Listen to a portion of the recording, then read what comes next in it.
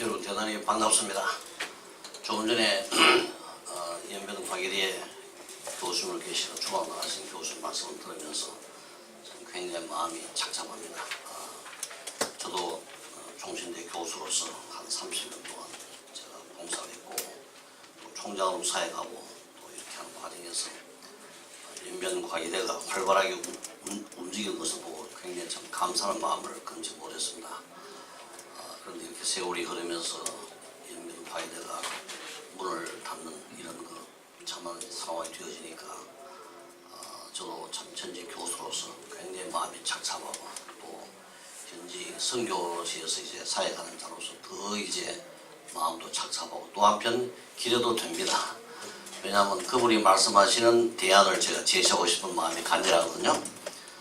스와질랜드 크리스천 유니버시티는 최근에 이름을 바꾸었습니다. 왕이 이번 50-50 셀레브레이션 왕이 탄생한 지 50주년 그리고 스와지가 영국으로부터 독립한 지 50주년이 맞물려 있는 해가 올해입니다. 그리고 또 생일이 또 같아요. 독립하는 날과 왕의 이 생일이 같은 날이기 때문에 아주 참 올해는 스와지에서 아주 굉장히 참 이 잔치적인 그런 분위기에서 한 해를 지났습니다만 경제적인 여러 가지 여건과 또 사회적인 여러 가지 상황 때문에 그 잔치가 꼭 참마 이 페스티벌만은 아니더군요. 대보 잔치도 있고 뭐 아주 복잡한 때이 많았습니다. 그런데 제가 사실은 2006년도 2월달에 제가 스와지로 갔습니다. 가기 전에 우리 한국 선교사님이 학교를 설립을 했습니다. 그래서 2015년도 제가 대신대학교 총장 재임 기간 동안에 이분이 느닷없이 저를 찾아왔어요. 사실 저는 그분의 조남도 몰랐고 사역도 전혀 몰랐고 스와지라는 그 조만한 나라에 있다는 것만 알고 있었는데 이분이 저를 찾아와서 학교에 어려움을 호소를 하시더군요. 2006년대에 이제 정부와 합작을 해가지고 이 의과 의료 계통의 대학교를 세우기로 했다는 것입니다. 그래서 원래 주 목적은 6년제 이 메디컬 스쿨을 세우는 것이 포인트였는데 여러분 아시다시피 그게 워낙 힘들잖아요. 그래서 의과대학을 직접 아직까지 시작은 못했고 대신에 7학과를 시작했다는 겁니다. 그게 뭐냐면은 방사선과 또 간호학과, 약학과 그리고 임상병리학과, 헬스 엘라이드 내과에다가 그다음에 심리학과, 그다음에 사회복지학과, 그다음에 컴퓨터학과 이렇게 7학과를 세워가지고 이 의료 종사자들을 이제 선교사로 양성하고 또 ICT 계통의 종사자들을 이제 기독교 선교적 관점에서 양성해가지고 스와지를 비롯한 아프리카 전역에 선교를 한번 이끌어보자 이런 이제 비전을 가지고 시작했다는 것입니다. 그런데 재정적인 여러 가지 어려움들 뭐 기타 많은 어려움이 생겨가지고 학교가 거의 폐쇄 직전에 있다는 거예요. 그 당시 학생들이 한 4학년까지는 없고 3학년까지 한 750명이 되고 교수들이 한 50명이 되는 이런 이제 사회적 학교인데 학교가 지금 너무 존립의 위기를 겪고 있으니까 저보고 와서 이제 좀 도와달라 이런 요청이었습니다. 사실 저는 선교에 대한 소명이 없는 사람입니다. 제가 총신대에 입학하기 전에도 이제 기도를 했고 또 대학 시절에도 기도했고 또 미국 유학 가서도 기도했고 또 이제 총신대 교수를 하면서도 혹시라도 하나님이 부르시면 가볼까 싶어가지고 기도해도 하나님이 겁만 줘요. 너는 선교지 가면 네 자신이 번아웃돼가 죽을 것이다. 뭐 이런 이제 두려움. 그래서 포기를 했죠. 혹시 또 교회를 맡겨주시면 목회를 해볼까 싶어가지고 또 총신 교수 재직 시절에 기도를 했죠. 역시 또 마찬가지예요. 목회는 내가 하는 건데 내가 네가 만약에 목회지에 들어가면은 나는 너와 함께하지 않을 것이다. 뭐 이런 이제 위협이에요. 그래서 그 감동에 그런 이 위협적인 마음이 생기니까 저는 사실 목회는 자신 있거든요. 제가 뭐 설교를 못 하겠어요, 행정을 못 하겠어요. 또 사람을 좋아하기 때문에 저는 사람과의 관계는 아주 너무 좋습니다. 물론 저를 싫어하는 사람 되게 싫어하긴 하지만 그분들의 선택이고 저는 사람을 자체를 좋아하거든요. 높고 낮음에 그 관계없이. 그래서 나는 목표는 자신했다 이렇게 이제 확신하는데 하나님 함께하지 아니한다니까 이건 뭐 갈 수가 없더라고. 갔다가 좀 죽겠다 생각밖에 안 들더라. 그래서 기도하는 가운데 하나님이 저를 총신에 보내줄 때에 그 감동과 감격, 그 소명만 계속 부릴 때 일기하면서 말이죠. 제가 어느 교회 설교를 이제 부탁받아 가게 되면 주로 택해지는 본문이 그리스도의 고난에 참여하라 뭐 이런 거예요. 그래서 총신의 교수는 내게는 엄청 참 고통스러운 일이긴 하지만은 이게 주님의 고난이라면은 별 수 없이 해야 되겠구나. 이렇게 하다 보니까 제가 정년 퇴임을 하게 됐고 또 저는 원래 파이터입니다. 많이 싸웠죠. 그러다 그런 가운데서도 원래 총장은 사실은 나긋나긋하고 좀 아무도 좀 잘하고 이런 정치꾼들이 이제 하는 게 총장 직무인데 저는 파이터로서 정말 참 대개는 그런 맞지 않는 직무예요. 저는 또 총장을 추구하지도 않고 총신이 하나님의 참 신학도를 양성하고 목회자 기도 지도를 양성 학교로서는 최고 학교를 만들어 보겠다 이런 신념만 가지고 제가 사실 총신 학생회장 출신이거든요. 학교에 가면 엄청난 예정을 가지고 뭐 학생들도 제 때문에 학장님이 한 두 번 병원에 실려가는 것도 있고 그랬죠. 그래서 학교를 내가 몇 번 뒤집은 그런 경험도 있는데 이제는 교수로서 그 일을 해보자 이러고는 제가 하여튼 바짝 덤벼들었죠. 그러니 뭐 우리 교단의 이 정치가들, 이사들, 뭐 교수들, 직원, 학생들 안 싸우는 사람이 별로 없는 것 같습니다. 그렇게 지나는데도 불구하고 하나님 저를 총장으로 세워주셔가지고 제가 참 열심히 총장 직무를 수행하고 이제 그랬는데 이런 저니까 선교적 오락을 이건 가당치도 않는 이야기예요. 그래서 제가 단호하게 거절했죠. 그랬는데 이분이 한국에 한 달 좀 넘게 있으면서 계속 전화를 해요. 그러니까 그만큼 제 마음에 고통이 심했던 거예요. 그래서 기도를 열심히 하는 가운데 이게 주님의 고난에 참여하는 일이라면은 선교사로서의 일은 제대로 못한다 할지라도 그동안의 교수로서 학교 행정가로서 쌓았던 경험을 가지고서 그 학교를 이제 도울 수는 있겠다 이런 생각이 자꾸 들어요. 그래서 일단은 가기로 이제 마음을 먹으면서 또 한편도 하나님 제 마음에 어떤 마음을 주시냐면은 이 언더우드가 생각이 났습니다. 뭐냐면은 한국의 그 암흑기에 말이죠. 이 언더우드라는 한 선교사가 와가지고 복음을 이제 한국에 심고 또 학교를 세우고 인재를 양성함으로써 오늘의 이 한국이 정말 참마 선진화된 이 문화, 경제적인 이 힘을 가진 나라로서 이제 발전하게 이게 모든 게 제가 이 한국의 역사를 쭉 연구를 해보니까 이 복음의 능력 이외에는 다른 해석할 길이 없어요. 그래서 확실히 복음이 아직도 우리나라의 복음이라는 것은 순수한 복음이 아닙니다. 현재 우리 총신을 비롯한 우리 모든 교단의 신앙은 아직도 혼합주의예요. 그래서 이것을 빨리 이제 거두어내고 복음 자체가 우리에게 지시하는 바로 그 신학을 정립하는 이것이 우리 아주 심각한 과제이죠. 그걸 평신도들에게 잘 가르쳐가지고 그야말로 우리 평신도 신학이 성립되어야 되는 겁니다. 이게 제대로 안 되니까 오늘날 많은 이 사상적인 조류 또 범람 이 혼란 과정에서 견디지 못하고 교회가 계속 휘청거리 이런 상황이 이제 생겨졌는데 어쨌거나 간에 이 복음을 통해서 사람을 양성하면은 그 나라가 변화된다는 이런 저 나름대로의 소신이 다시금 이제 재확인되는 그런 이제 마음을 주셨습니다. 그래서 소가제는 사실 작은 나라예요. 한 강원도 정도밖에 안 되는 나라인데 인구는 한 110만 정도가 됩니다.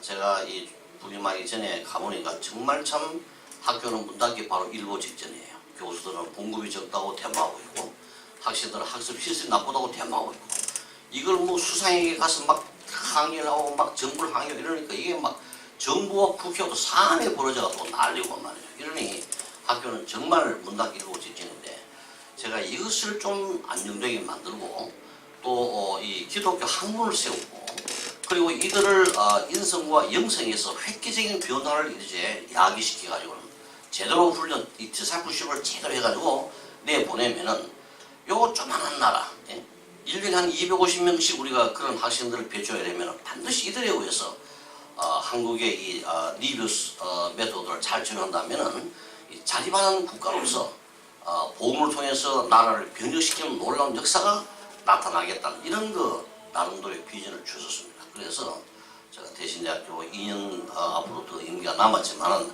제가 사임을 하고 이제 서화제를 갔습니다. 가서 보니까 정말 힘들더라고요. 보통 참 힘든 게 아니에요.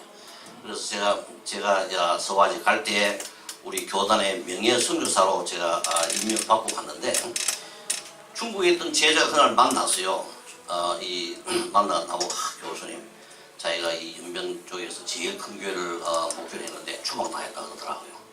그런데 그럼 내일도 오더라 그랬더니 또 쭈쭈하더라고. 또 그 다음에 또 이 페이스북을 통해가지고 또 뭐 제 제자들이 또 추방 당했다 그러는데 이거 다 내게로 와라. 나하고 같이 한바탕 해보자. 이랬더니 아무도 응답이 없어요. 오늘 그 교수님 말씀들이 그 뭐 딴 데 찾을 게 있겠습니까? 선교사로 다 와, 우리 서화제로 오면은 어느 누구도 비자에 간섭하지 아니하고 또 이번에 그 시진핑이가 그 뭡니까 중국 아프리카 53개국을 다 초청했잖아요. 대통령 다. 그런데 유일하게 서화제 왕만 거기 초청을 하지 않았습니다. 왠지 아십니까? 이 서화제 왕은요 공산주의를 반대해요. 또 회교를 이슬람을 또 반대합니다. 그러다 보니까 아무리 돈을 줘도 자기가 굶어 죽더라도 공산주의 돈을 안 받겠다는 거예요. 이런 신념이 있는 왕이니까 우리 이 기독 교수 이 연합회에 계시는 분들이 우리 쪽으로 다 오시도록 제가 다 수용할 수 있습니다. 그러니까 안심하고 오십시오. 오셔서 중국을 새롭게 재건하는 또 일을 해보십시다. 제가 이 고등학교 때 말이죠. 성경을 굉장히 많이 읽은 이 목사님이 이제 제 교회 와서 집회를 했는데 저는 그때 그분의 그 요한계시록을 강의하면서 주신 그 말씀을 아직도 기억 뭐냐면은 특별히 그 여러분 요한계시록 13장에 보면은 짐승의 문제가 나오잖아요. 적그리스도의 문제가 나오고 짐승의 문제가 나오는데 짐승이 아주 한 방 얻어맞고 죽은 차도 다시 살아나는 그런 내용이 요한계시록에 나옵니다. 그 부분을 해석하면서 말이죠. 그때 그분이 예언 같은 예언을 해요. 뭐냐면은 소련은 반드시 붕괴한다. 그때 중국과 이 소련이 국경 문제 때문에 아주 분쟁을 많이 일으킬 때예요. 저렇게 소련과 중국이 공산주의 종주국으로서 싸움을 많이 하지만 반드시 소련은 붕괴한다. 그래요. 붕괴한다. 그래서 이제 그 다음에 이 공산주의의 모든 힘은 중국으로 몰릴 것이다. 그러나 중국도 변화된다는 거예요. 변화돼서 한참 가다가 다시금 이 공산주의가 부활한다는 거예요. 마치 짐승이 부활하듯이. 그렇게 부활을 해가지고 다시 한 번 더 이 공산주의가 세계를 과거보다 더 혹독하게 바뀌어가면서 이제 공산주의 시대가 올 것이다. 뭐 이런 이야기예요. 그래서 그 말씀 그러고 너무 이게 망상적인 것 같은 상황이지만은 또 제가 고등학교 때 이 역사를 아주 좋아하기 때문에 역사책을 많이 읽은 그런 상황이라서 상당히 제가 보기에는 그런 가능성이 없어 보이지만은 하나님께서 사실은 못할 것도 없잖아요. 그런 가운데 제가 1990년도인가요? 이 고르바초프 때문에 이 소련이 붕괴되고 그 다음에 그 탱크 올라가가지고 외친 사람이 이름이 누구였죠? 옐친이 탱크에 올라가지고 그때 제가 총신대에서 설교를 했어. 최불 시간에 신바람나게 공산주의 타도에다 먼저 설까 그랬더니 우리 학교 학생 제 차를 앞에서 뒤에까지 쫙 끄어버렸어요. 어느 했는지 아직 밝히지 못했습니다. 잠깐 신바람나게 저는 막 제가 또 컨서버티브한 그런 신학 가지고 있어가지고 지리 했더니 학생이 위에서부터 제 앞에 그 뭡니까 앞에서 헤드라이트부터 뒤에까지 쫙 줄을 꺼놨어요. 그래서 내가 하여튼 속이 많이 상했지만 잡을 수가 있어요. 그래서 못 잡아 처리를 못했는데 목사가 됐겠네요. 예? 목사가 됐겠어요. 목사가 됐겠죠. 지금 평균으로서 90년대 그때니까 어느 놈이 지금이라도 바뀌려면 당장 내가 모아서 해놓을 텐데 어젠간에 지금 상황이 그렇습니다. 그런데 이게 지금 우리 한국 사회를 보십시오. 지금 심각하지 않습니까? 심각해요. 그리고 사실은 이 중국이 이렇게 경제적인 대국이 되면서 말이죠. 공산주의가 다시 좀 꿈틀거리는 이런 상황에 지금 처했습니다. 또 그분에 또 한 가지 강조는 뭐냐면 미국이 해체가 된다는 거예요. 미국이 이제 해체가 돼가지고 이 스테이트가 이제 각 이 주정부가 독립하는 날이 온다는 거예요. 그거로 제가 역사를 계속적으로 관찰해 보면서 뭐 디트로이트에서 무슨 일이 벌어지고 또 뭐 요즘 캘리포니아가 지금 독립하려고 운동을 그리고 있잖아요. 이런 상황을 보면서 야 이분의 참마 이 성경적인 그 식견이 상당히 참마 이참 해안이로구나 하는 생각을 제가 많이 느끼고 있습니다. 아직 미국이 해제된 그런 조짐 보이지 않습니다만은 상당히 내부적인 여러 가지 이제 일들이 이루어지고 있죠. 이런 등등의 모든 일들은 그야말로 요즘 흔히 우리가 말하는 이 포스트 모더니즘의 하나의 전형적인 정치적 현상이 아닌가 저는 그런 생각을 많이 해봅니다. 여러분 포스트 모더의 핵심은 뭡니까? 해체주의자잖아요. 해체주의. 해체주의의 근간이 뭐냐? 인간의 이 자아 중심입니다. 인간 중심입니다. 인간의 이 절대적 권위 또 자아의 절대적 가치를 더 극대화하면서 기존의 모든 권위를 부정하자는 것이 포스트 모더니즘의 가장 핵심적인 원리 아닙니까? 이제 이들의 이런 그 풍조가 온 세계를 편만하게 되니까 그야말로 지금이야말로 인간의 그 힘에 말하자면은 이 최대치를 자랑해 보이면서 인간의 참마 무한한 가능성을 더 많이 이제 나타내는 여기에 있지요. 그러니 자연히 불편한 게 뭐냐? 신이 불편하고 또 이 권력 구조가 불편하고 말이죠. 가정이라는 것도 불편하고 역사와 이 전통도 불편하고 모든 게 다 불편한 거예요.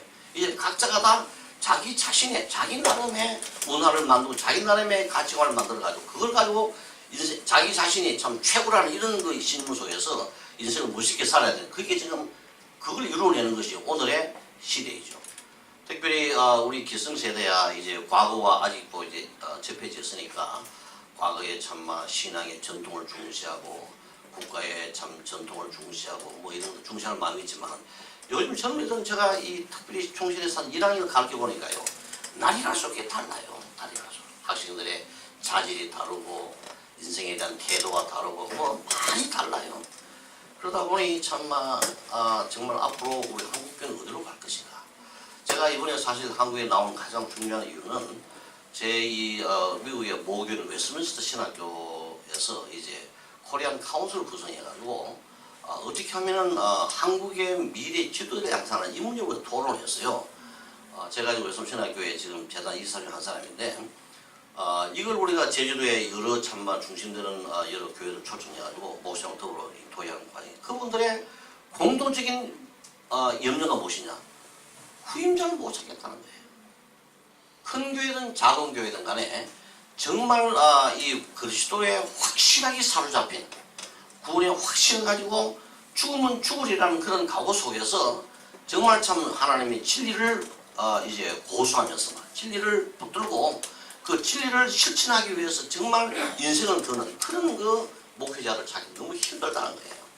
이게 사실은 이게 현실입니다. 그래서 제가 총장할 때 제가 이제 하나 강조한 게 뭐냐면은 신혼 학생들을 신학대원이라는 이름을 빼라 그랬어요. 그 우리가 정부의 구조에 의해서 신학대학원이라는 말을 쓰긴 쓰지만은 세미나리는 직업교육이단 말이에요.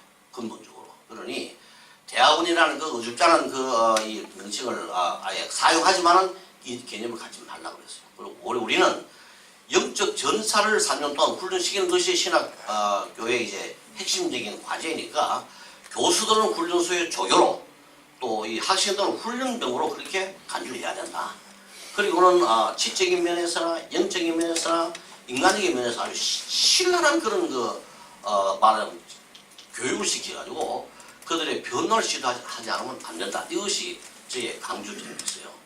그래서 제가 이 학과 이 커리큘럼을 전반적으로 개조하려는 시도도 해보고 말이죠. 그 다음에 우리 신학생들을 1년 동안에 전부 다 이 기숙사에 의무적으로 집어넣어가지고 하여튼만 기숙사에 안 오면 퇴학시키는 그런 방향으로 강하게 나갔죠.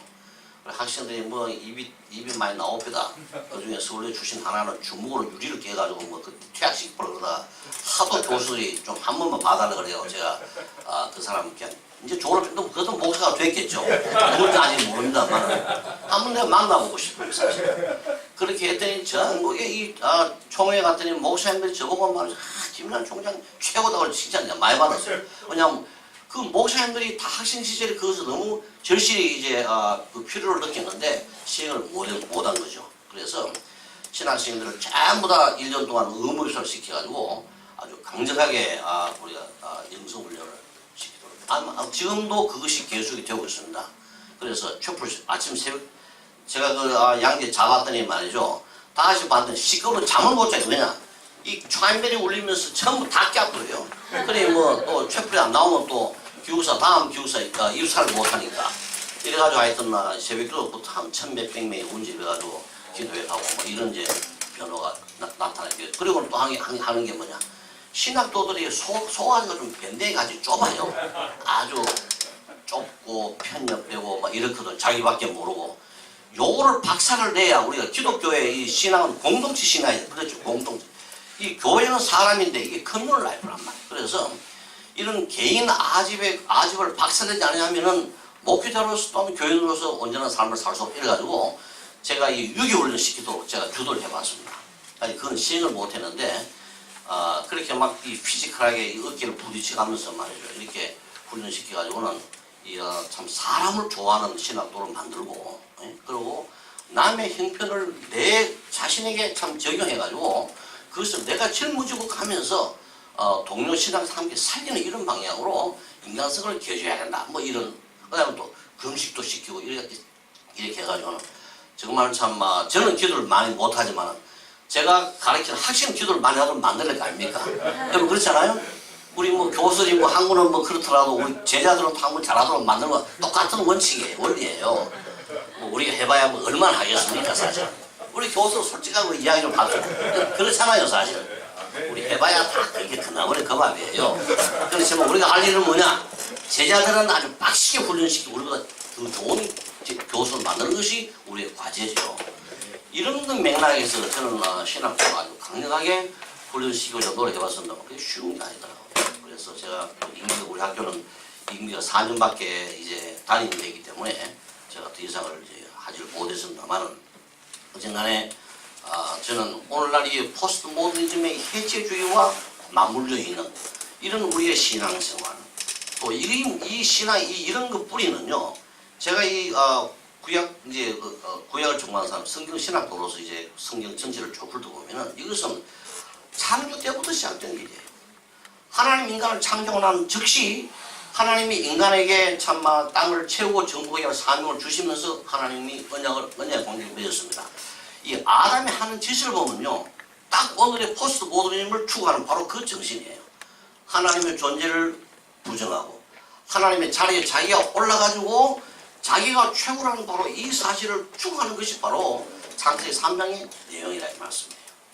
그렇기 때문에 이 하나님이 없는 이제 인간의 최고의 사회를 만들고자 하는 이 욕망은 아담부터 가졌던 바로 그 욕망이고 이것이 그동안의 참마 지식의 변전사라든 역사의 모든 진행 과정을 통하여 여러 가지 방식으로 여러 가지 옷을 입고 거듭거듭 나타나는 오늘의 시대를 지금 풍미하겠다. 이렇게 우리 결론 지나갈 수가 없습니다.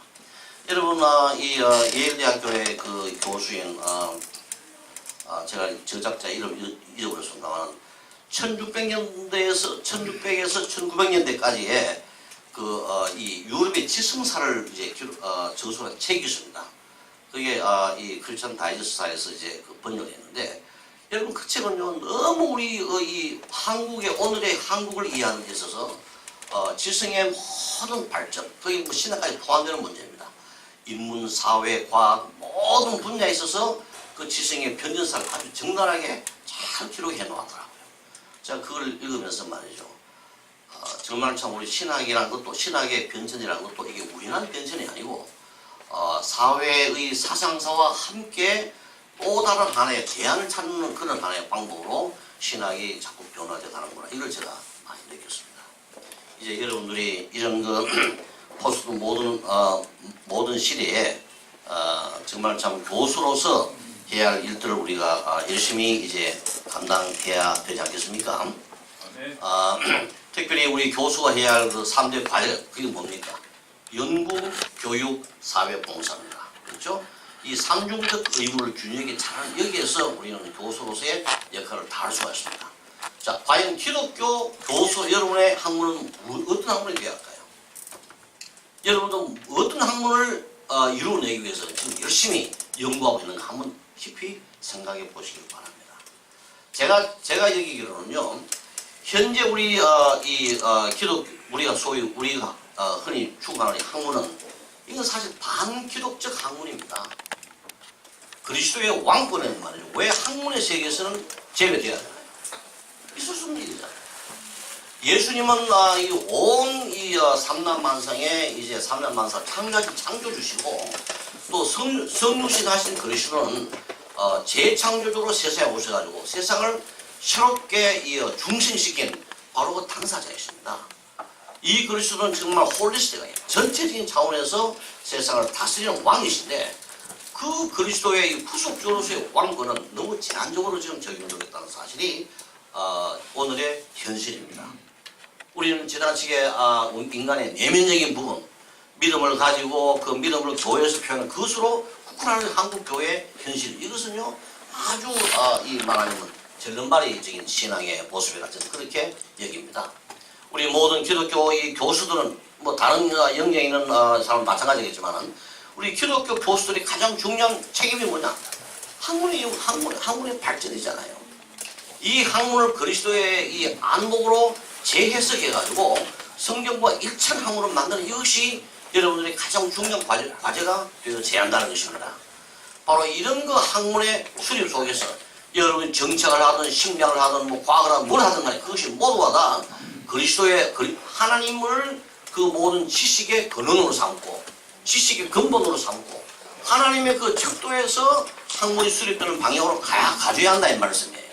그래서 그 학문을 통해서 하나님의 창조주심을 찬양하고 또 하나님의 구속주심을 우리가 찬양하면서 우리에게 주어진 하나님 나라의 이 확장과 영광을 추구하는 이것이 우리 교수들의 과제가 되어야 되겠죠.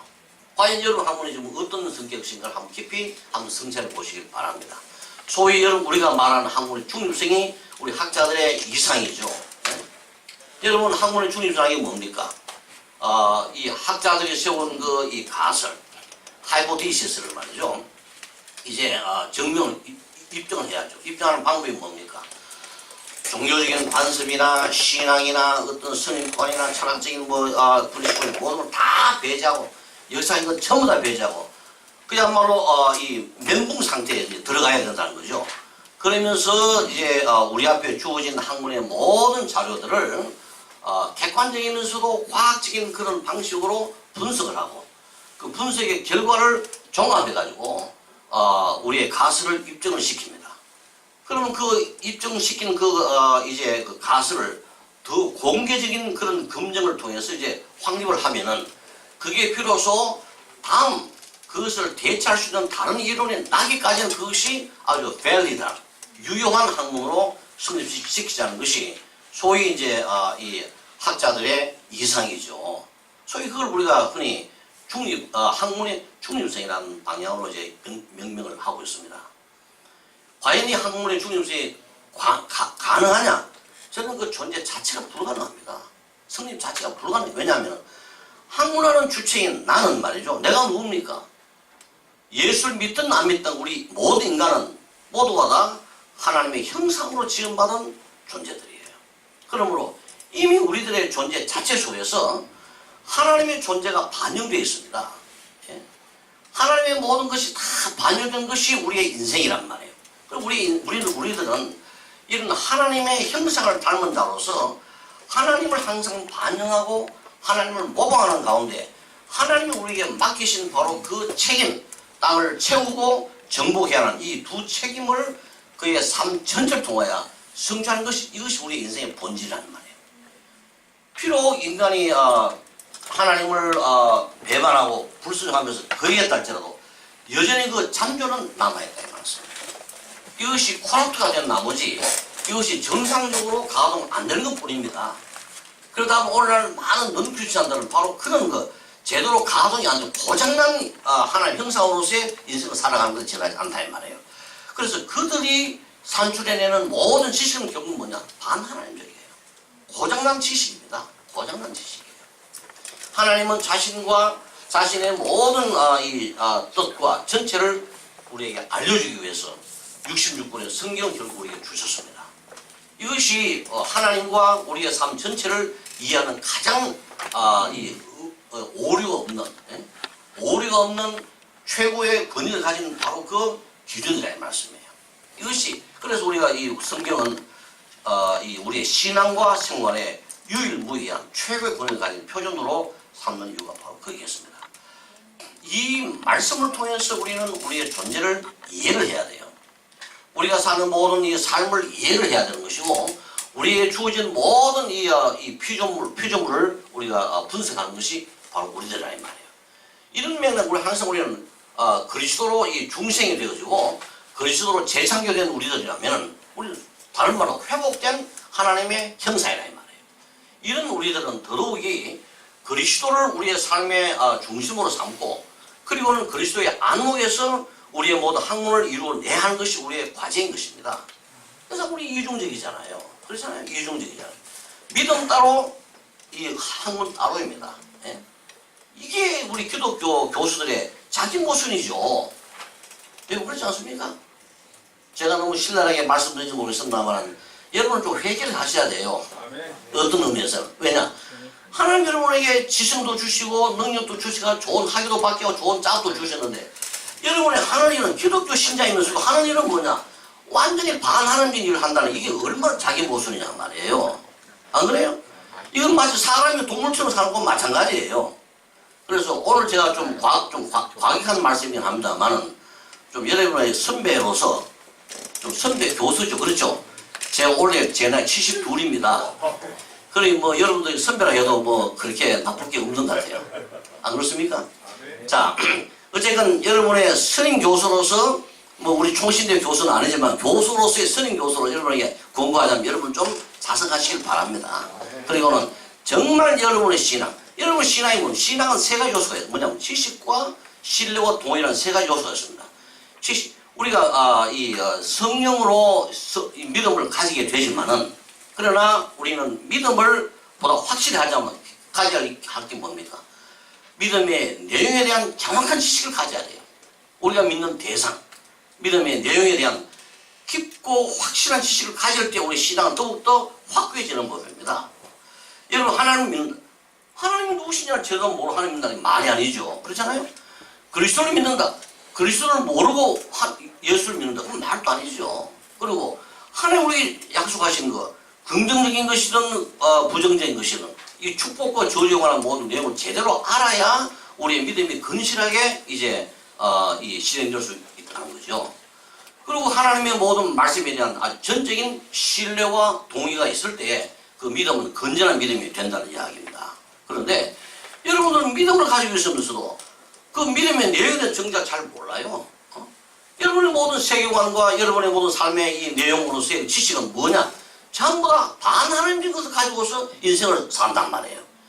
이 하나님 보실 때 여러분 어떻게 보시겠어요? 예? 그런 면에 여러분 좀 회개를 해야 된다 그 말씀이에요. 회개란 뭐냐? Return to God입니다. 예? 헬라어로나 이 히브리어로나 이 회개에 해당되는 용어는 원래대로 돌아가는 거예요. 하나님이 우리를 그의 형상으로 창조하신 그 본질로 돌아가서 하나님의 입장에서 우리에게 주어진 모든 삶, 특별히 교수로서 학문하는 삶을 살아가야 한다는 이야기입니다. 그리고 또 해야 할 일은 뭐냐? 여러분들의 이 학생들을 그런 사람으로 교육을 시켜야 돼요. 철저한 기독교 학문을 가지고 그들을 교육시켜서 기독교 세계관을 가지고 하나님의 말씀에 일치하는 그런 또 다른 학문의 영역을 이제 정복해 낼 수 있도록 양육해 가야 된다는 이야기입니다. 예? 사회봉사도 마찬가지야. 사회봉사도 이 사회는 어떤 사회입니까? 하나님이 창조하신 사회예요. 그렇잖아요? 예수님이 재창조하신 이 새 시대의 사회입니다. 이제는 이런 하나님의 나라를 우리가 사는 이 사회에 아주 날카롭게, 아주 클리어하게, 그야말로 강하게 적용해가지고 우리의 사회를 변혁해 하는 것이 우리들의 과제란 말씀이에요. 오늘 이 기독교 교수 연합회에 소속된 교수님들 좀 적게 왔으면 여러분 일당백입니다. 100 정도 아니죠. 여러분 각자의 이 학문의 연구와 교육과 봉사는요 세계를 변화시킬 수 있는 힘을 가지고 있습니다. 이걸 여러분들이 확신하시고서 정말 참마 여러분들이 해야 할 그 모든 일에 더욱더 철저하게 매진하는 그런 다짐의 시간이 되어져야 된다고 저는 봅니다. 여러분 이 교인들 가운데 제일 힘든 교인 누군지 아십니까? 교수들 교인이 제일 힘든 교인들이에요. 너무 많이 알아서 탈이고 말이죠. 너무 따져서 탈이고 너무 자기에 대한 이 주관이 강하고 또 근제가 강하다 보니까 정말 참마 여러분들을 대한다는 게 너무 힘들어요. 사실 저도 이제는 뭐 좀 나이가 들어서 이렇게 마음 놓고 말하는지 모르겠습니다만 교수 앞에 서면 철저히 매면서 말이 안 나와요 사실. 여러분들이 다 앉아서 목사님 얼마나 힘겨운지 아십니까? 여러분들은 이제 목사님 앞에 나긋나긋하고 말이죠.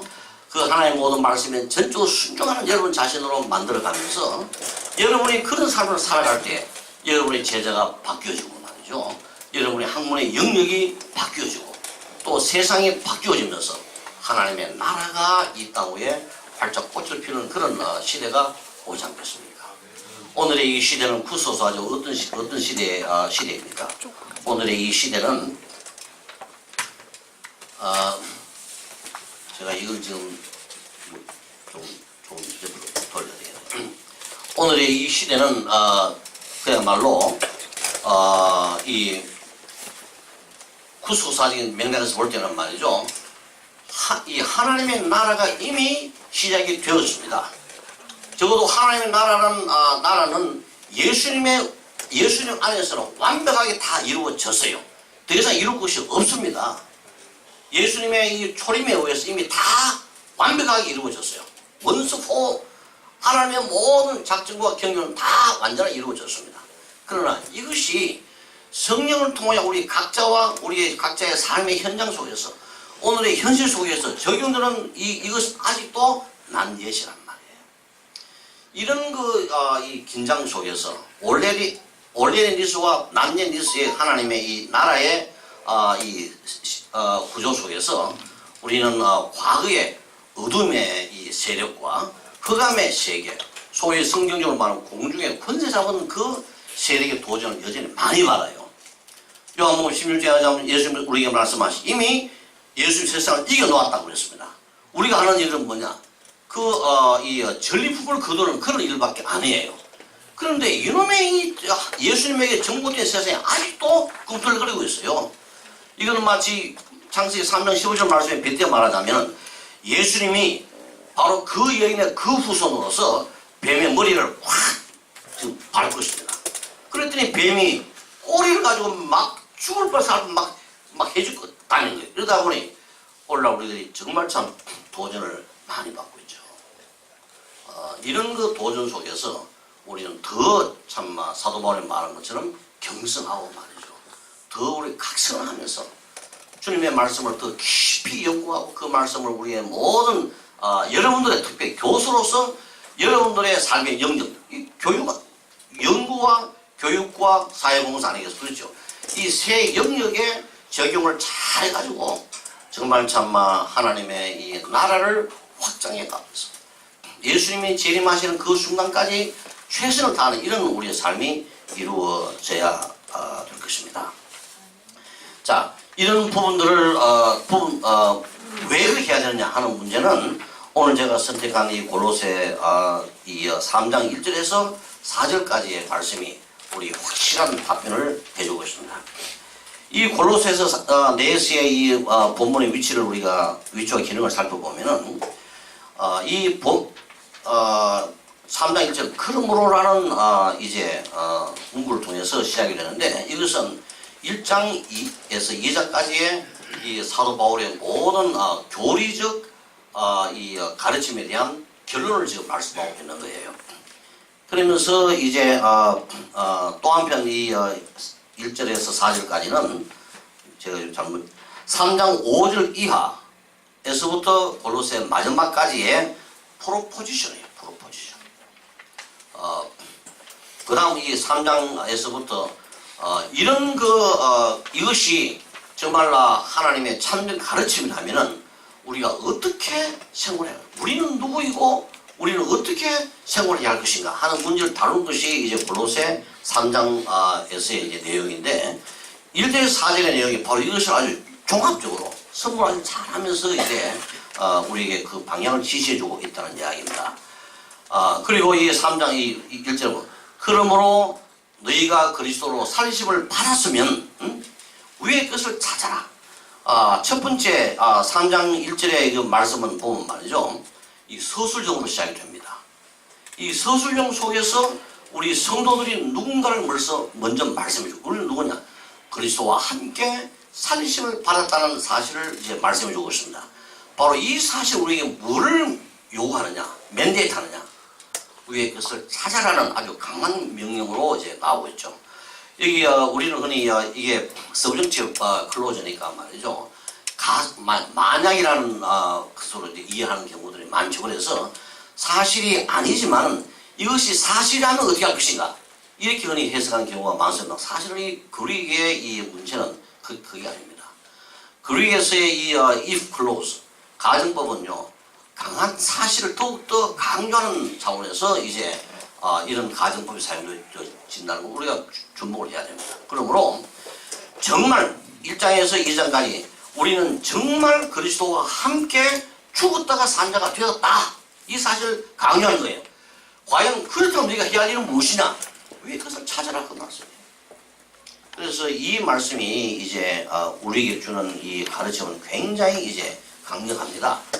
그래서 1차적으로 우리가 생각해야 할 부분이 뭐냐면은 그리스도인의 정체성과 그 책임에 관한 문제입니다. 먼저 정체성은 여기에 이제 제가 보여드린 바대로 그리스도와 함께 살리심을 받은 자라는 것이 그리스도인의 정체성입니다. 우리는 뭐냐? 그리스도와 함께 살리심을 받은 자. 이것은 이 구약의 이 배경을 가지고 있어요.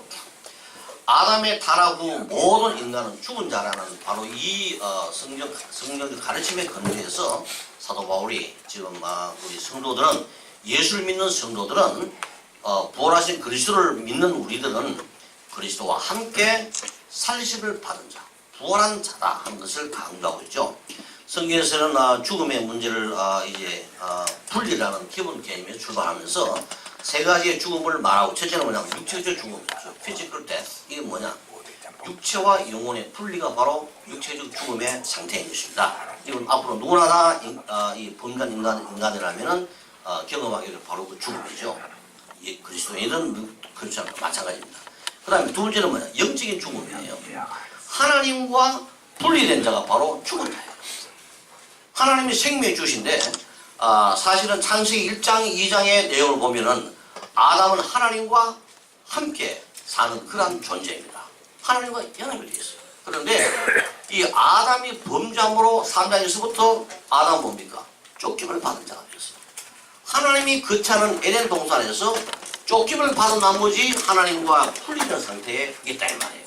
이것이 네가 선과 악을 알게 남을 정령 죽으리라 라는 것에 대한 구체적인 하나의 실현입니다. 여기에 대한 육체적 죽음은 아주 예투비예요. 여러분, 죽음이라는 것은 말이죠, 사실 창세기 1장 2장에서도 이제 죽음이라는 개념이 등장합니다. 그때 죽음은 뭐냐? 범죄한 자가 경험하게 될 징벌로서의 죽음이 아니고, 이때 죽음은 뭐냐? 더 나은 더 상후의 질서를 위한 극치의 헌신의 표식이 바로 죽음이에요. 여러분, 창세기 1장 29절 이하의 말씀 보면 말이죠. 하나님 우리를 이제 형상을 만들고 우리에게 땅을 채우고 정복하는 삶을 주고, 그러고 한 일은 뭡니까? 내가 세상 너에게 주노니, 특히 식물이 너의 채소들이 너의 이 음식이 되리라 이거거든요. 여러분, 상치가 말이죠. 이제 밭에서 자라고 있습니다. 우리는 그 상치를 먹고 채소를 먹고 그것들을 피조물들을 먹어야 우리의 이 생명이 유지가 되고 보존되어진다 이 말씀이에요. 이 영양을 공급받아 힘을 발휘할 수 있다 이 말이에요. 이때 상치는 뭡니까? 죽음으로 인간에게 헌신하는 겁니다. 봉사하는 거예요. 상치가 우리 뱃속에 들어가지고 그대로 살아나면 어떻게 되겠습니까? 예? 이 걸어다니는 이 상추가 돼가지고 우리가 아마 죽어버리고 말 거예요. 그렇죠? 그러나 우리가 상치를 질근질근 씹어가지고 그 영양분을 빨아들일 때에 우리의 생명이 유지가 돼요. 더 큰 에너지를 공급받아가지고 땅을 채우고 정복하는 모든 일을 할 수가 있다 이 말씀이에요. 이런 맥락에서 이 상치가 우리에게 죽임을 당하는 것은 최고의 헌신의 봉사다 그 말씀입니다. 인간의 상위 지사가 누구입니까? 하나님이시죠. 우리 인간도 원래는 죽도록 그렇게 만들어졌습니다. 우리도 우리의 모든 생명이 소진할 때까지 땅을 채우고 정복해 우리의 사명을 완수를 해야 된다 이 말씀이에요. 그런 하나님께서 우리와 언약을 맺으면서 너희들이 내 말에 순종하기만 하면은 너희들은 죽음을 맛보지 아니하고 영생하면서 나와 함께 그 영광을 누릴 것이다. 바로 이게 언약의 약속이죠. 그런데 불행하게도 아담이 그 언약을 어김으로써 결국은 원래대로 돌아가버리고 만 거예요. 그러나 그 죽음은 원래대로 돌아가는 정도가 아니라 하나님의 저주로서의 죽음의 의미를 새롭게 가지게 된 거다 이 말이에요. 그러면서 1차적으로는 하나님과 분리가 되는 영적인 죽음을 일단 맛보고 그 다음에 그의 수명이 다할 때에 육체와 영혼이 분리되는 이런 죽음을 또다시 맛보게 된다는 것입니다. 그리고 세 번째는 뭐냐? 영원한 죽음이에요. 예수님이 재림하실 때 이제 세상을 심판하십니다. 이럴 때 넌 크리스찬 다 포함해서 이제 다시금 살아납니다. 그때 예수님이 심판하세요. 너는 예수를 믿는 믿음을 가지니까 내 우편에, 너는 나를 믿지 않았으니 너는 좌편에, 우편인 자는 나와 함께 영원토록 나오니 거하리라. 그럼 이게 하나님과 함께하는 바로 그 상태를 유지하는 인생을 영원토록 산다는 이야기입니다. 넌 크리스찬은 뭐냐? 하나님이 없는 인생을 살게 돼요. 하나님 없는 인생이라는 게 뭐? 성경에 기록된 대로 온갖 참 하나님 징벌이 다 이제 나타난 아주 엄청난 그러한 인생을 살게 된다는 거예요. 그래서 우리는 이런 그 인생을 사는 자들, 산 자들이 사는 생활이지만은 죽은 자의 삶이라, 영원한 죽음을 사는 자들, 이렇게 성경 분류하고 있다는 것입니다. 그래서 어쨌건 현재 우리는 말이죠, 육체적인 죽음을 아직은 경험하지 못했고 또 영원한 죽음도 아직은 경험하지 못했지만은 적어도 영적인 죽음은 우리가 다 체험하고 있는 거예요. 우리가 태어난 바로 그 순간부터 뭡니까? 죽은 자로 태어난 거예요. 바이올로지컬하게는 생명을 가진 자이지만 그는 어떤 자냐? 걸어다니고 예쁘고 뭐 힘있고 뭐 권력이 많고 명예가 대단한 사람이랄지라도 세상의 모든 지식을 가장 많이 아는 자랄지라도 그는 뭐냐? 하나님이 없는 인생이에요. 이런 인생은 사도 바울이 어떻게 분류하느냐? 죽은 자의 인생이라. 너희는 허물과 죄로 죽었다 그랬습니다. 이런 우리들에게 성령께서 강하게 역사하셔서 우리로 하여금 예수를 믿게 만들어줬어요. 이 믿음을 가짐으로 우리는 예수님의 죽음과 부활에 동참한 자가 되었다는 것입니다. 그래서 이런 우리들을 가리켜서 이제 성경은 다시 그리스도와 함께 살리심을 받은 우리들을 가리켜서 산 자라, 거듭난 자라 이렇게 성경이 표현하고 있는 것입니다. 그리고 둘째 아담이신 그리스도는 말이죠. 그의 모든 인격과 또 이 철저한 순종의 삶을 살아감으로써 사망의 권세를 이기고서 생명의 주가 되신 분이십니다. 죽으셨다가 부활하셨죠. 그렇죠? 죽었다가 부활하셔서 잠자는 자들의 이제 첫 열매가 되었다는 말씀으로 사도 바울이 고린도 전서 15장에 말씀하고 있는데 여기에 지금 이 예수님이 잠자는 자들의 첫 열매, 잠자는 자들이라는 말은 죽은 자를 가리키는 거죠. 그렇죠? 죽은 자를 가리키는 또 하나의 어떤 피그로 스피치입니다. 그리고 첫 열매, 이게 구약의 종교 제의적 의미에서 첫이란 말은 두 가지를 순서적으로 첫 번째라는 겁니다. 순서적으로. 또 한 가지는 뭐냐? 대표성을 가졌다는 의미에서 첫 번째라는 의미를 가지고 있어요. 우리가 사람으로 말하면은 첫 번째 자식이 우리가 구분할 수 있습니다. 그러나 여러분 벼 같은 경우 이 논에 가서 아무리 현미경 가지고 살펴봐도 어느 곡식이 처음 익은 건지 알 수가 없어요. 아무리 여러분들이 아주 예리한 과학적인 그런 마인드를 가지고 실험 교육을 가진다 할지라도 그 많은 벼 익사 가운데 어느 것이 처음 만들어져 가지고 익은지는 아무도 분간 못하네. 그럼 하나님이 첫 열매를 내게 바치라, 첫 곡식을 바치라. 하우. 불가능한 거예요, 사실은. 그렇잖아요? 그래서 이제 구약에서는 그 첫이란 말을 스스로 이제 정의해 준 게 뭐냐면은 대표적인, 그 중에 가장 좋은 대표적인 것을 내게 바쳐라. 그런 말씀입니다. 그래서 예수님은 물론 순서적으로도 처음으로 부활해서 영생을 가진 자가 되었지만 또한 동시에 앞으로 그를 믿음으로 죽은 상태에 있던 자들이 다시금 살리심을 받게 되는 그 자들의 대표적인 차원에서 부활을 했다. 그 말이에요. 이런 예수님의 정체성을 사도 바울은 어떻게 표현하느냐. 첫 아담처럼 산능이 되었지만 리빙 스피릿 되었지만 또 한 번 뭡니까? 라이프 기빙 스피릿, 살려주는 영이 되었다고 그랬습니다. 그래서 누구든지 예수를 믿는 자에게 예수님께서는 자신이 획득한 바로 그 영원한 생명을 나누어 준다는 이야기입니다. 우리 신학적으로 임퓨테이션이라고 그러겠죠. 임퓨테이션. 그것을 나누어 주고 또 인그래프팅 이렇게 접붙이는 식으로 해가지고는 모두가 다 예수님처럼 영생을 사는 자로 다시금 거듭나게 만들어 놓았다는 겁니다. 이걸 우리는 흔히 말할 때 중생이라는 말로 사용하고 거듭났다는 말로도 사용하지만은 사실은 우리가 정확한 표현은 뭐냐? 부활이에요.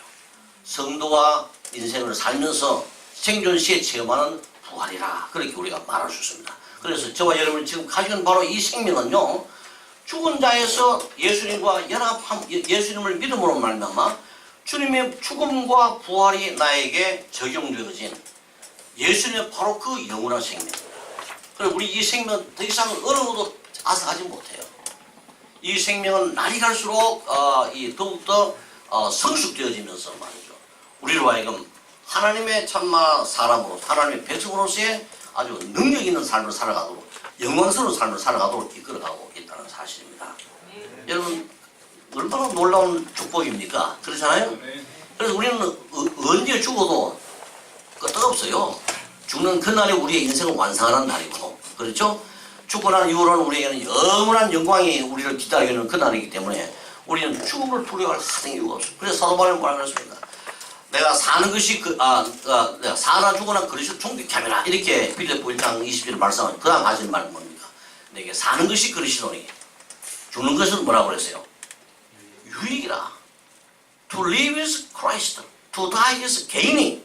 모두가 다 죽으면 손실입니다. 로스예요, 로스. 예? 다 잃어버려요. 그러나 사도 바울과 우리에게는 우리의 인생이 주를 위한 주님을 인생을 살아가는 것인 만큼 우리는 죽는 그 순간에 어떻게 되느냐? 영생하는 인생을 영광스러운 인생을 살게 되니까 우리에게는 더욱더 이 유익이라, 개인이라, 얻음 획득이라 그렇게 표현하는 이유가 바로 그렇게 돼요. 우리는 말이죠. 아무리 세상에 박해하고 우리 세상에 우리를 조롱하더라도 교수 협을 해야 할 일은 뭡니까? 꿋꿋하게 학문의 중립성을 극복하고, 예? 그리스도의 학문을 세워나가야 될 사명을 이루어 가야지 않겠습니까? 캠퍼스에서 학생 여러분들 무능교수라 그러고 말이죠. 쪼다 같은 교수라 그러고 온갖 욕을 다 해도 여러분들은 그들을 하나님의 이 말씀과 일치하는 학문을 가지고 그들을 변화시키는 책임이 있다 이 말씀이에요. 그러면 요즘 같은 시대에는 여러분들 아마 가장 인기 없는 그런 교수가 되시겠지만 don't care. 그게 뭐가 중요합니까? 학생들의 그 비난은 다 하루살이 같아요. 적어도 여러분의 아내가 든든하게 붙잡아 주라는 아무 문제가 없습니다. 장한나 용기를 가지고 우리 학생들을 하나님의 말씀으로 변화시키는 역사를 일으키고 세상에 아무리 우리를 거부하고 박해를 하더라도 말이죠. 요즘 이 정부에서 한잔 하려고 그러면 적어도 정부에 아무하는 좀 글도 좀 써야 되고 또 논문도 좀 발표해야 할 텐데 그게 중요한 게 아니에요. 정부가 아무리 정부 다 이것도 하루살이에요. 세월이 지나가면 다 없을 것이지만은 주님의 통치는 영원합니다. 이걸 바라보면 우리는 말이죠. 세상과 대결하는 그런 정말 참 세상을 일으킬 수 있는 그런 이 용기를 가지고 우리가 덤벼들어야 되지 않겠나 그렇게 저는 생각하고 있습니다. 자, 어쨌건 우리는 이런 면에서 우리 모두가 다 예수를 믿고 난 다음에 세례를 받아야 돼요. 세례를. 여러분 우리 세례는 두 종류의 세례가 있습니다. 첫째는 물 세례가 있고 성령 세례가 있죠. 흔히 펜트코스탈에서 이것을 분리합니다. 성령의 세례는 예수를 믿은 자들이 받을 또 하나의 축복이라 소위 세컨드 블레싱 테오리로 설명합니다만 그게 아니에요. 우리가 예수를 믿고 믿는 바로 그 순간에 하나님이 성령으로 우리를 먼저 인치십니다. 우리 모두가 다 방언의 은사가 있던 그건 2차적인 문제고 예수 믿는 바로 그 순간에 우리는 성령을 소유한 자가 되었어요. 성령을 성령 우리를 또 소유한 자가 되었다 이 말씀이에요. 그래서 이런 방식으로 하나님이 영으로 우리를 인치시면서 세례는 연합의 의미를 가지고 있어요. 성령을 세례를 받으면 우리 두 가지 효과는 첫째는 뭐냐면은 이 죄사함의 효과입니다. 둘째는 뭐냐? 그리스도와의 연합의 효과예요. 이 두 효과가 나타나는데 성령으로 세례를 받음으로 우리는 정말 우리의 모든 죄가 그리스도의 피로 완전히 씻음을 받은 자가 됩니다. 그래서 우리는 소위 하나님의 의인으로 칭함을 받죠.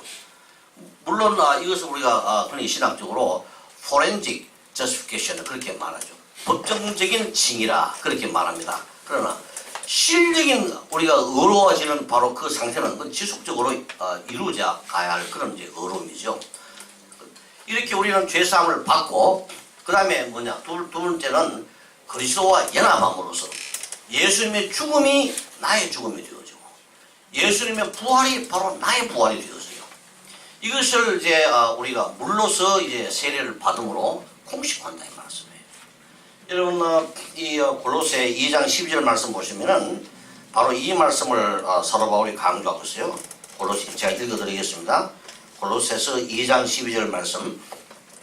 너희가 세례로 그리스도와 함께 장사되고 또 죽은 자들 가운데서 그를 일으키신 하나님의 역사를 믿음으로 말미암아 그 안에서 함께 일으키심을 뭐라고 했습니까? 받았느니라. 받을 거란 말이야. 받았느니라 그랬어요. 요한복음 5장 24절 진실로 내가 너희에게 이르노니 누구든지 내 말을 믿고 나 보내신 믿고 그렇게 하면 어떻게 된다? 사망에서 생명으로 옮겼느니라고 그랬습니다. 현재형이 지속적으로 영원토록 계속되는 바로 그 상태를 우리가 표현하는 차원에서 우리말에 그런 적절한 표현이 없으니까 과거형을 표현하고 있는 거예요. 지금 여기 2장 11도 마찬가지예요. 예수를 믿고 세례를 받음으로 말미암아 예수님의 죽음이 나의 죽음이 돼요. 예수와 함께 장사되어지고 예수님이 일어나신 그 부활에 나도 동참에 이미 부활을 했다는 사실을 강조하고 있다는 이야기입니다. 그럼 혹시 여러분들이 이스라엘 가셔가지고 예수님 무덤 보시고 저 무덤이 2000여 년 전에 내가 모시던 바로 그 무덤이구나 그렇게 인식을 하셔야 돼요. 그리고 그것이 언제 효과가 나타나느냐 여러분들 실적으로 예수를 믿고 세례받는 바로 그 순간에 효과가 나타나게 되었다는 이야기. 부활도 마찬가지. 우리는 지금 다 그리스도로 다시 살리심을 받은 그런 존재임을 우리는 알아야 합니다. 이런 내용이 에베소 2장 1절 3절로 나와 있고 로마서 6장 3절에서 5절까지 갈라디아 3장 20 또 다른 너희가 세례를 받음으로 어떻게 되느냐 그리스도로 몰입되었다. 우리를 우리의 왕이 되시는 그 예수님이 우리의 의복이 되어 우리 자신을 예수님과 같은 그런 이 왕복을 입은 예수님의 왕권에 동참하는 자로 만들어 놓았다. 이런 이제 말씀을 하고 있지 않습니까? 자, 그만큼 우리들은요 이렇게 예수님으로 말미암아 완전히 예수 믿게 되는 바로 그 순간에 살리심을 받았다는 사실을 성경 우리에게 강력하게 말씀하고 있습니다. 그렇다면 우리가 해야 할 일은 무엇일까? 위의 것을 찾아라. 그렇게 말씀하고 있어요. 자, 위의 것이라는 말은 말이죠. 위라는 말은 땅의 것과 대조되는 내용입니다. 그래서 이 땅의 것과 위의 것이라는 말은 후속사적 관점에서 이해를 해야 됩니다. 이것은 사도 바울이 흔히 우리에게 강조해주는 하나의 관점이죠. 우리에게는 두 사람이 있다고 그랬습니다. 옛사람과 새사람. 그 사람과 속사람. 옛사람 그 사람이라는 건 나라는 존재 자체가 그리스도를 믿기 이전의 그 상태가 여전히 존재하는 가운데에 예수님의 부활, 죽음과 부활을 체험한 새로운 사람이 내 속에 병존하고 있다는 거예요. 그래서 옛 것은 날마다 후피하지만 시들어가지만은 새 것은 날마다 새로워진다 그러잖아요. 그만큼 이 사도 바울의 인간론은 말이죠. 이원론적 구조이긴 하지만 그것은 한 사람이 갖는 두 상태를 말하는 거예요. 그와 마찬가지로 여기 땅의 것이라는 말과 위의 것이라는 말 그런 맥락에서 일을 해야 한다는 겁니다. 위라는 것은 뭐냐?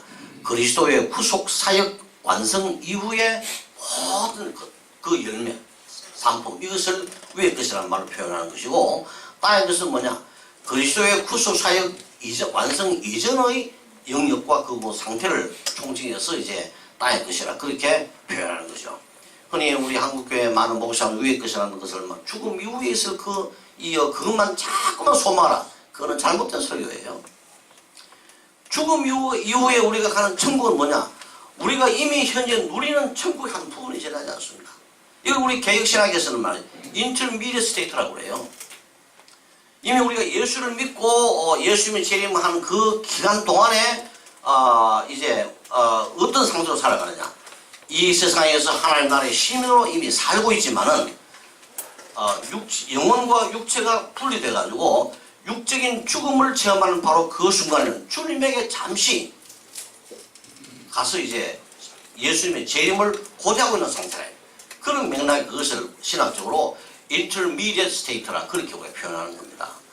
그리고는 그 상태에 있다가 예수님의 재림을 함께 주님과 세상에 강림해가지고 말이죠.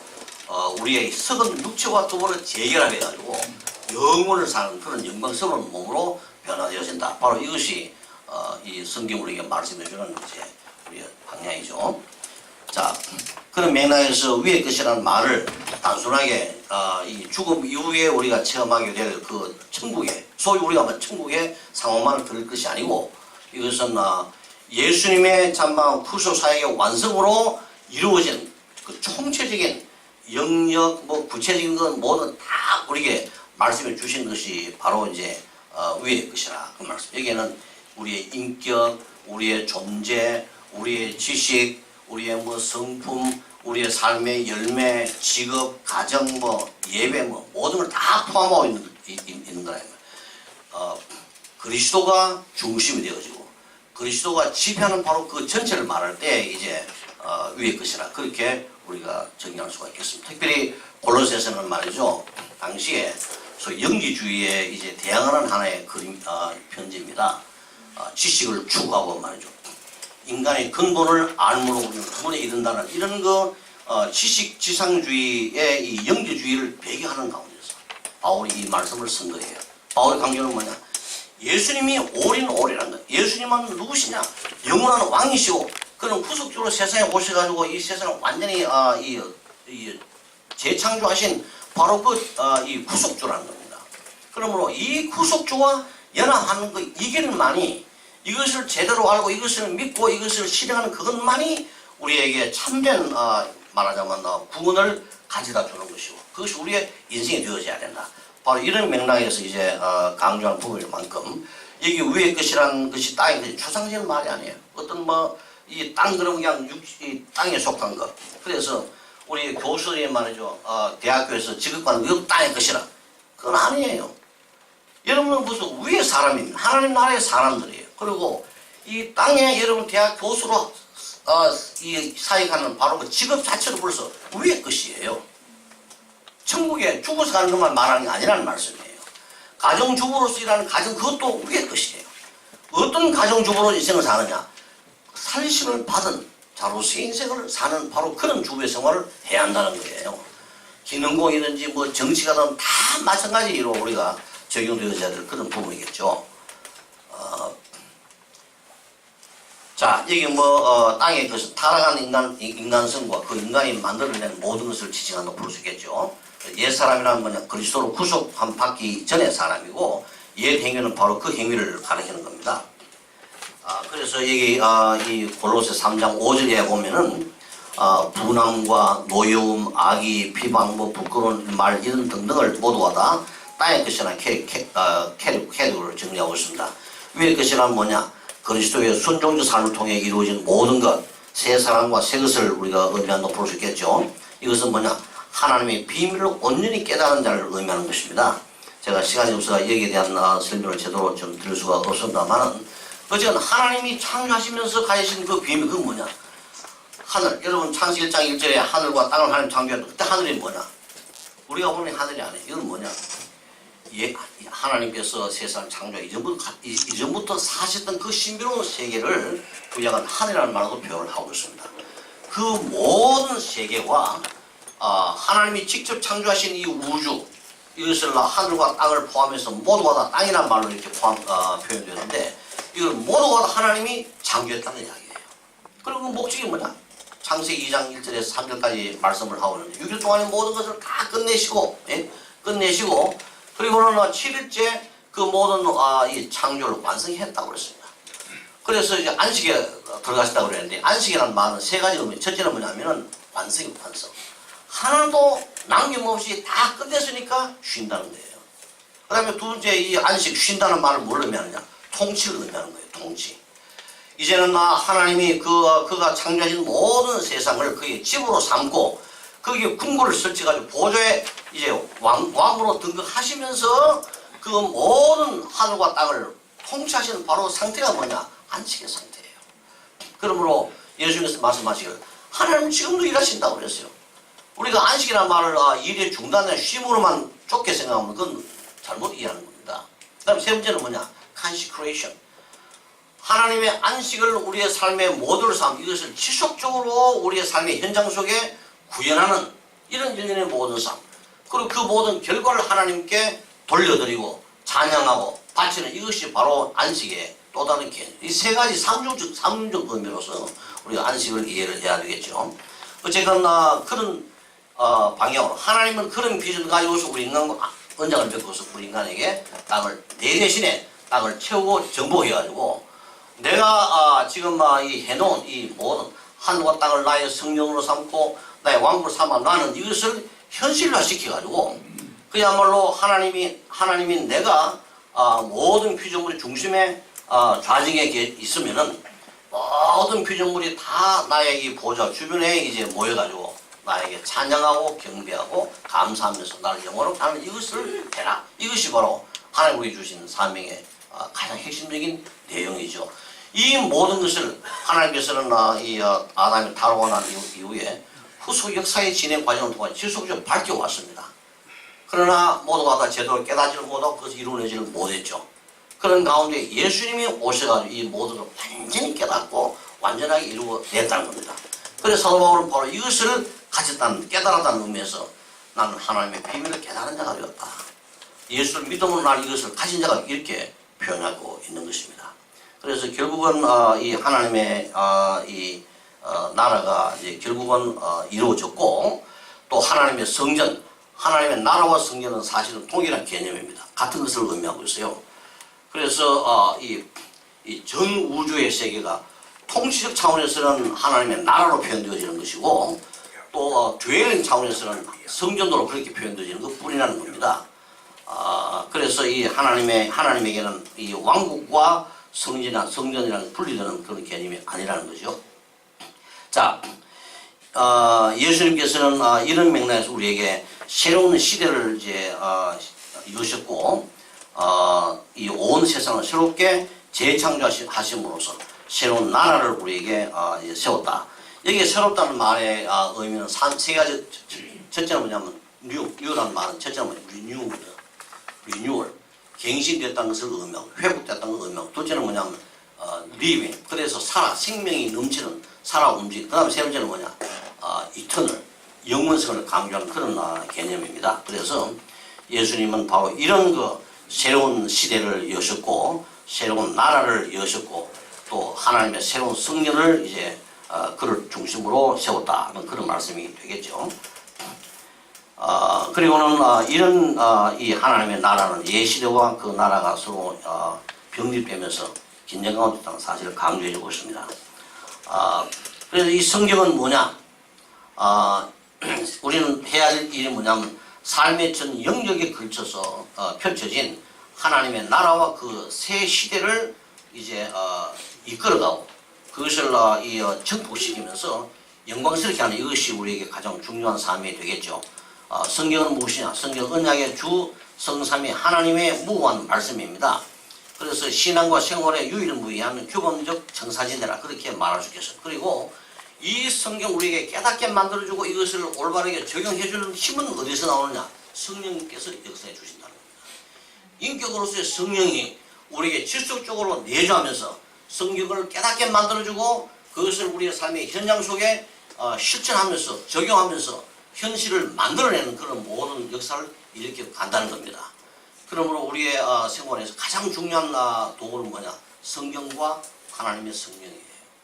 우리가 이 성경과 이 성령 이 두 부분을 배제하고 우리의 인생은 올바르게 살 수가 없다는 것을 우리가 이해를 해야 되겠죠. 그래서 우리는 그야말로 새 시대, 새 하늘과 새 땅으로 이루어진 새 시대를 열어가야 할 것이고 우리의 모든 인생을 새 사람으로 만들어가고 새로운 인격을 우리가 형성해야 되겠고 또 새로운 문화의 창달을 우리가 주도해 가야 될 것입니다. 변혁과 창조입니다. 새로운 지식을 우리가 세워나가고 새로운 예술, 새로운 예배, 새로운 가정, 새로운 노동, 새로운 사회. 여러분 이게 다 골로새 3장 5절에 나타나는 내용들입니다.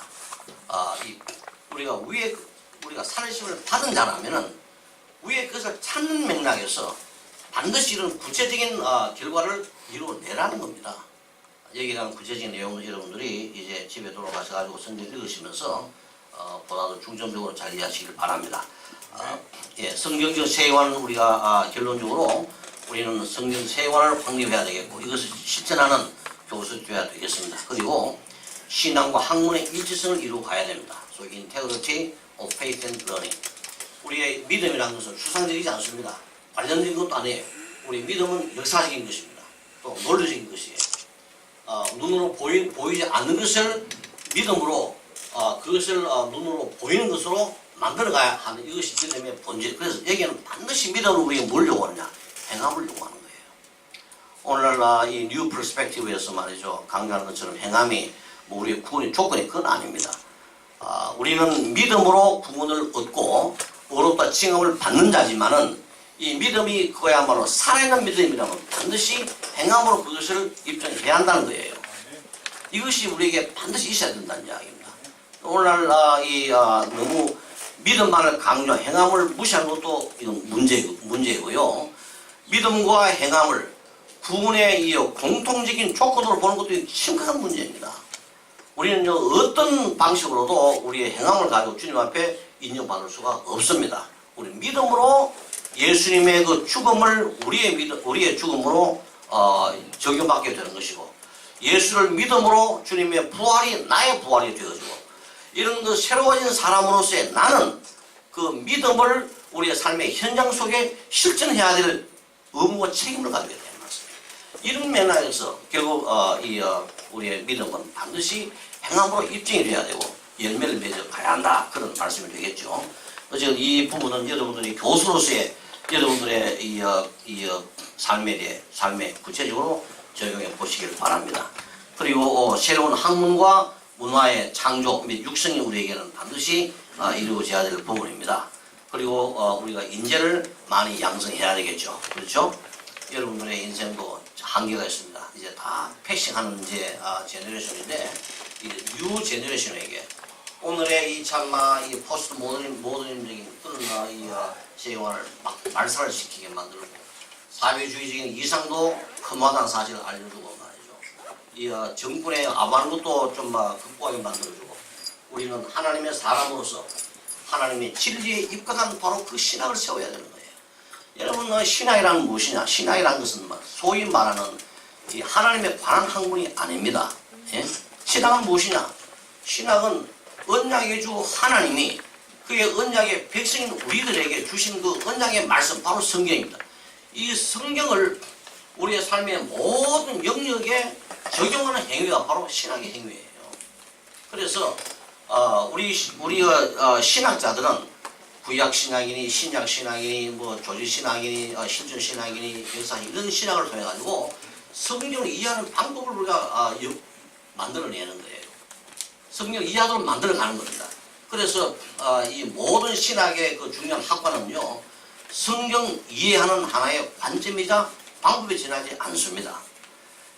이런 여러 가지 방법으로 여러 가지 다양한 안목으로 성경 이해하고 난 다음에 그것을 이제 여러 성도들에게 잘 가르쳐 가지고 소위 성경적 정치학, 성경적 경제학, 성경적 문화, 성경적 예술 이것을 이루어내도록 해야 한다는 겁니다.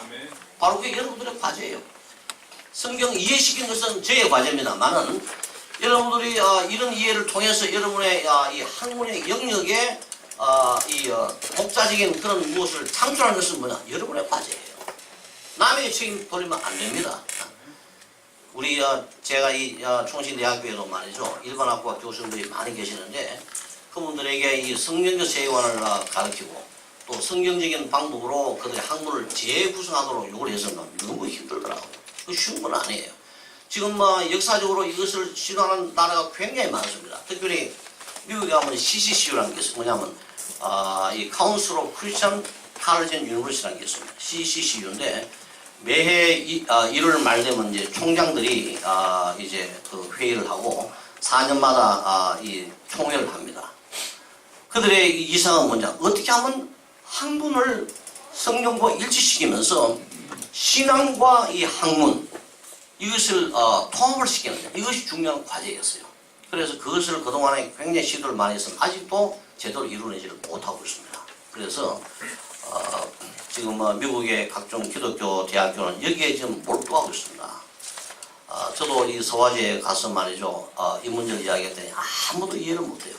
서화제는 거의 90%가 기독교 신자들입니다. 왕부터 국회의장, 수상, 정부, 강요들 모두가 다 회의할 때마다 기도로 시작해서 기도로 끝이 납니다. 그러나 그 어디까지나 노미널 크리스찬이에요. 신앙과 생활이 완전히 분리되는 그런 상태에서의 그들의 삶이기 때문에 지금 이런 상태로 가다가는 서화제도 희망이 없고 대한민국도 희망이 없습니다. 세계는 희망이 없어요.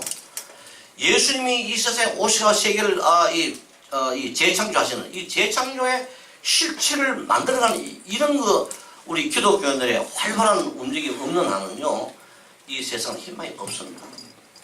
우리는 예수님 오시는 그날까지 우리의 삶을 통해 이루어내지는 완성은 못한다 할지라도 우리가 끝까지 참 투쟁하는 그런 인생을 살아감으로써 말이죠, 최선을 다하면은 결국 그런 과정에 우리 고난도 많이 다가오겠고 힘든 일이 많겠지만 결국 주님이 우리의 눈물을 씻겨주시고 성령을 우리에게 지속적으로 충만하게 채워가시면서 우리가 결국은 참 하나님의 성실한 일꾼도 인생을 마치도록 만들어 줄 것입니다. 그리고 우리가 노력하는 모든 것들은 제너레이션 투 제너레이션 우리의 이 후세를 통하여 이어가다가 결국은 예수님에 의해서 마감이 될 것입니다. 제가 이런 맥락에서 이 세상에서 아주 액티브한 그런 성도의 삶을 살기를 원하지만은 결국 저의 최후의 소망은 뭐냐? 주님의 재림입니다. 예수님이 재림하셔가지고 이런 우리가 참 힘겹게 도전해왔던 모든 악의 세력들을 완전히 타파하고 그들을 정말 무지갱 속에 다 몰아넣고는 말이죠. 주님의 그 영광의 통치가 이 세상의 모든 구석구석에 나의 인격뿐만 아니라 우리의 모든 세상 구석구석에 활짝 이렇게 적용되어지는 바로 그 날을 소망하면서 저에게 주어진 모든 사역을 최선 다해서 참 미력이지만 최선 다해서 노력해 보면서 이제 살아가고 있습니다. 여러분들이 만약에 선교적인 이 사역의 장소를 원하시면은 서화제로 오십시오. 우리는 많은 ICT 교수를 필요로 하고 있고 이렇게 각고의 교수를 우리는 너무나도 고대하고 있습니다. 또 저희들이 지금 거래를 지금 개설하려고 지금 최선 다하고 있거든요. 거의 막바지에 왔습니다. 이제 10월 26일 되면은 저희들이 제2회 졸업식을 하게 되고 10월 25일 날은 차관들을 비롯한 고위 공직자들과 우리 한국의 메디컬 닥터 교수님들이 이 컨퍼런스를 하면서 과연 서화제에 아직 의과대학이 없는데 이 의과대학을 개설하는 것이 합당하냐 않느냐에 대한 최종 결론을 내리고 이제 앞으로 학교를 개원하게 되는 그날을 우리가 지금 고대하는 가운데 있습니다. 여러분 기도 많이 해주시고 또 혹시 중국에서 사역하시다가 어디 가실 데 없으면 꼭 이 서화제로 오시면 좋겠습니다. 여러분 긴 시간 동안 저의 이 훌륭한 강의 들어주셔서 너무 고맙습니다.